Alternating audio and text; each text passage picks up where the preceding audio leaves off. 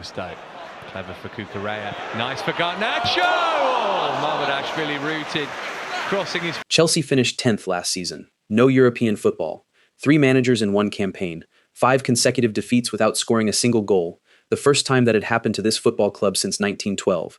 Everyone has already moved on. The cameras are pointing at Arsenal defending their title, at Manchester City spending a British record, at Liverpool rebuilding under a new manager. Chelsea are the punchline again.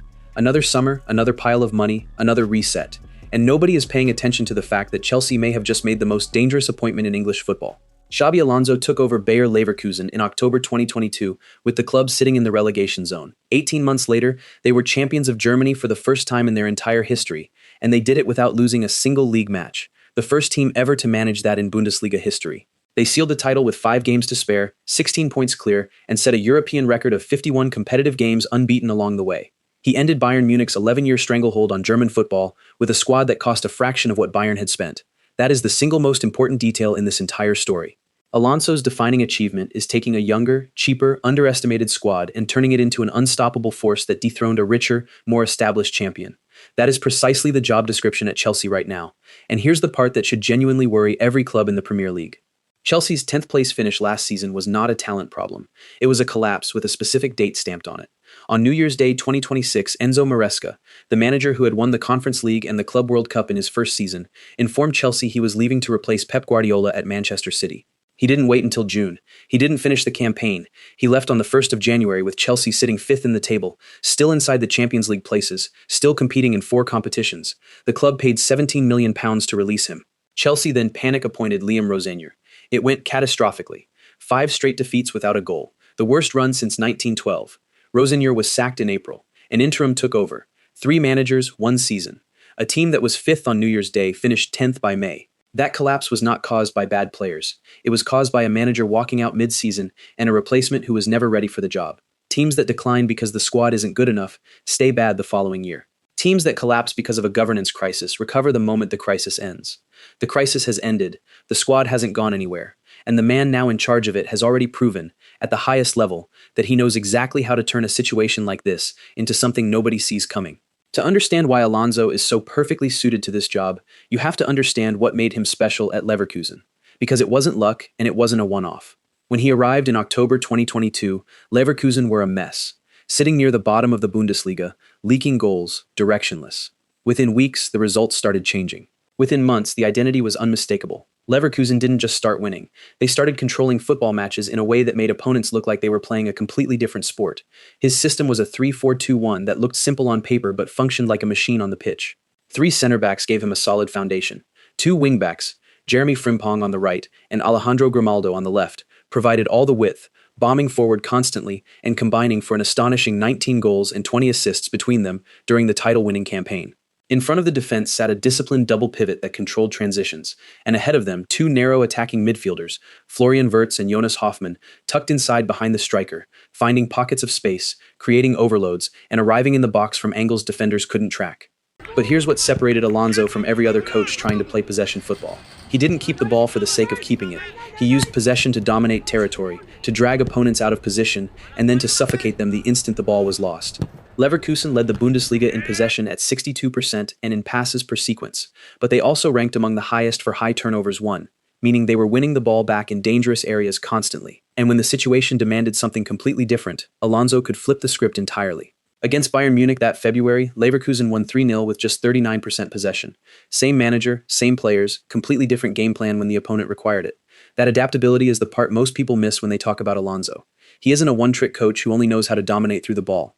He reads the game in front of him and adjusts. That is a rare quality, and it is exactly what Chelsea have been missing for years. A manager who has a clear identity, but isn't a prisoner of it. Now look at the squad he has inherited at Stamford Bridge, and tell me this isn't an almost perfect match. Chelsea's squad has the youngest average age in Premier League history, 23.4 years old. Everyone used that number as a stick last season to prove the recruitment was broken, but that same number means something completely different this year. Cole Palmer is 24, Moises Caicedo is 24, Enzo Fernandez is 25, Levi Colwill is 23, Estevao is 19. João Pedro came off a 20-goal season. Every single one of these players is entering the new campaign better than they left the last one. That is not optimism. That is how football development works. A 23-year-old squad in year 1 is a liability. The same squad in year 3, with over 100 Premier League appearances in its legs, is a weapon. Arsenal's title-winning core went through exactly this process. So did Liverpool's squad under Klopp. Young squads look like failures right up until the moment they stop being young, and Chelsea's squad has arrived at precisely that point. But talent alone has never been Chelsea's problem. Connecting that talent to a system has been. And this is where Alonso changes everything, because for the first time, you can look at the manager, then look at the players being signed around him, and see the exact same idea. Start with Morgan Rogers. Chelsea paid a reported £117 million for him, a club record, the most expensive signing in Premier League history. Arsenal, the reigning champions, wanted him just as badly and refused to go to that price. Chelsea didn't flinch. On the surface, it looks like Chelsea doing what Chelsea always do, another expensive young attacker arriving at Stamford Bridge. But look at where Rogers actually plays and what he actually does, and the logic becomes something else entirely. Rogers is not a traditional winger who hugs the touchline. He receives between the lines, carries through midfield, and arrives in the box without ever needing the flank. 14 goals and 11 assists for Aston Villa last season, PFA Young Player of the Year. Then he topped it by scoring in the Europa League final as Villa beat Freiburg 3-0 in Istanbul, and was named player of the entire competition. He averaged more distance covered than any teammate across that campaign. This is not a projection. This is a player who has already proven he can deliver on the biggest stages in European football. Now here's why the signing makes sense specifically for Alonso's system. At Leverkusen, Wirtz and Hoffmann operated as two narrow attacking midfielders tucked inside behind the striker. Rogers fits that left-sided role almost perfectly, receiving in the half space, driving at defenders with power, arriving late in the box. And on the opposite side, Cole Palmer occupies the right half space doing something completely different but equally dangerous. This is the part most people have missed. Palmer and Rogers don't compete for the same position. They complement each other. Palmer picks locks. He sees the pass nobody else sees. He manipulates space through intelligence. He creates uncertainty. Rogers kicks doors in. He carries defenders with him. He drives through the middle of the pitch with raw power. He creates panic. One solves problems through subtlety. The other solves them through force. Put both of them behind João Pedro, who drops off the front line to connect everything together. And suddenly Chelsea aren't asking Palmer to solve every attacking problem on his own anymore. They're creating different kinds of problems around him. Now add the width. Marco Palestra arrives from Atalanta, Serie A's defender of the season, as a right wing back who carries the ball, beats players, and gets up and down the pitch relentlessly. During the 25-26 season, no defender across Europe's top 5 leagues completed more dribbles. That is not a coincidence. Chelsea are building width that attacks, width that progresses the ball, width that forces defenders backward, exactly what Frimpong provided at Leverkusen. On the opposite flank, Giovani Quenda arrives from Sporting CP for around £43 million. Originally a winger converted into a wing-back by Ruben Amorim, he's 19 years old with 86 senior appearances already, including 16 in the Champions League. He became Sporting's youngest ever league scorer, a record previously held by Cristiano Ronaldo. He led all teenagers in Europe's top 7 leagues for chances created last season. Fast, technically excellent, and defensively mature beyond his age. Palestra on the right, Quenda on the left, Palmer and Rogers tucked inside, João Pedro up front, Caicedo and Enzo controlling the middle. Caicedo was immense last season. 50 appearances, 47 starts, 5 goals, a new contract through 2033. His job is simple and brutal. Win the ball back, protect the backline, stop the game from becoming an open shootout. Alongside him, Enzo played more minutes than any other Chelsea player, 54 appearances, 15 goals, and under Alonso, his distribution becomes even more valuable.